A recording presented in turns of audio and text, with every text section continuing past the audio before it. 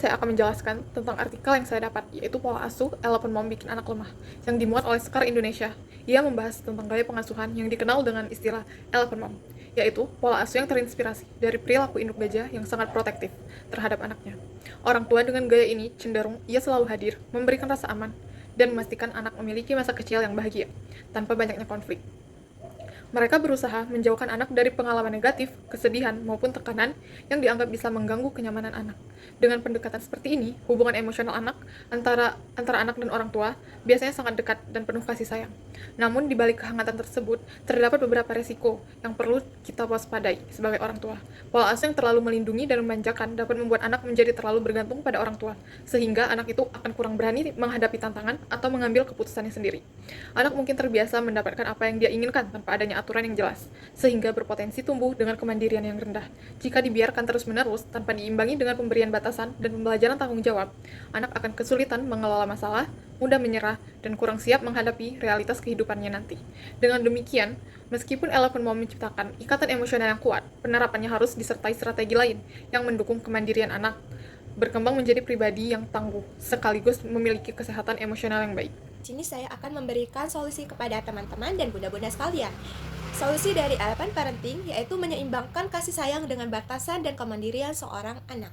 Asuh Elephant Mom memang menekankan kehangatan dan proteksi, tetapi agar tidak membuat anak lemah, orang tua perlu menambahkan batasan yang jelas, sekaligus memberikan ruang bagi anak untuk mandiri. Misalnya, ketika anak menghadapi suatu masalah, orang tua sebaiknya tidak langsung menurunkan tangan, tetapi membiarkan anak mencoba menyelesaikan masalah tersebut dengan sendirinya secara mandiri, dengan sesuai kemampuan kepribadian anak, yang bertujuan untuk melatih anak berani mengambil resiko kecil, belajar dari kesalahan, dan tidak bergantung kepada siapapun itu, termasuk orang tuanya sendiri. Selain itu, anak juga penting untuk melibatkan dalam pengambilan keputusan sehari-hari mereka, seperti menentukan pakaian dia sendiri, memilih jadwal bermain dengan sendiri, dan memilih makanan atau cemilan yang sehat, agar anak terbiasa berpikir kritis dan merasa dihargai. Pola ini sejalan dengan pendekatan autoritatif parenting yang penuh kasih sayang tetapi tegas dalam aturan. Dengan cara ini, anak akan tumbuh dalam suasana aman secara emosional, tetapi juga mandiri, tangguh, dan mampu menghadapi tantangan hidupnya dengan sendiri. Nah, berdasarkan usia 0-1 tahun, yang pertama itu anak bisa mulai belajar memegang botol minum dengan sendiri tanpa bantuan orang lain. Yang kedua itu ada meraih dan memegang mainannya lalu meletakkannya kembali, dan itu juga ada bimbingan dari orang sekitarnya.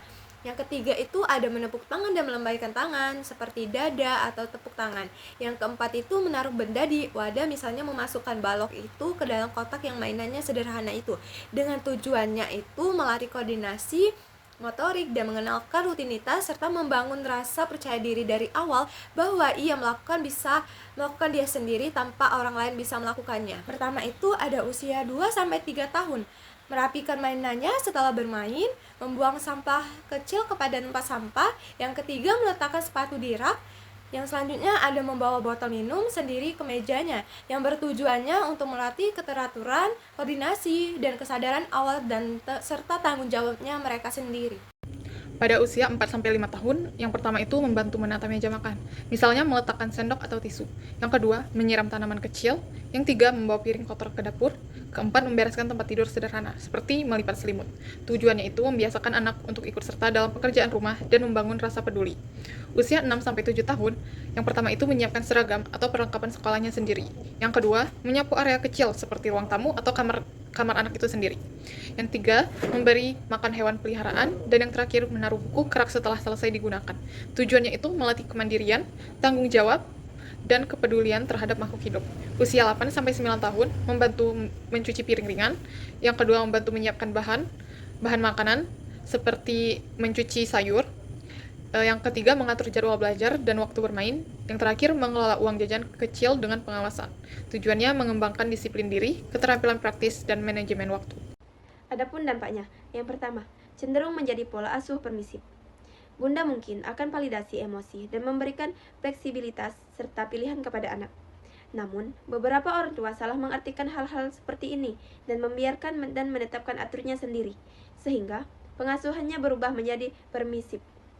Pentingnya diingatkan bahwa elemen parenting dan penetapan batasan-batasan yang lembut dapat dilakukan secara berdamping. Yang kedua, anak tidak mandiri. Dalam beberapa kasus ini, Anak-anak yang diasuh dengan gaya parenting ini mungkin tidak bisa belajar mandiri. Mereka juga tidak bisa menyelesaikan masalah jika mereka terus-menerus dilindungi oleh bunda dan ayahnya.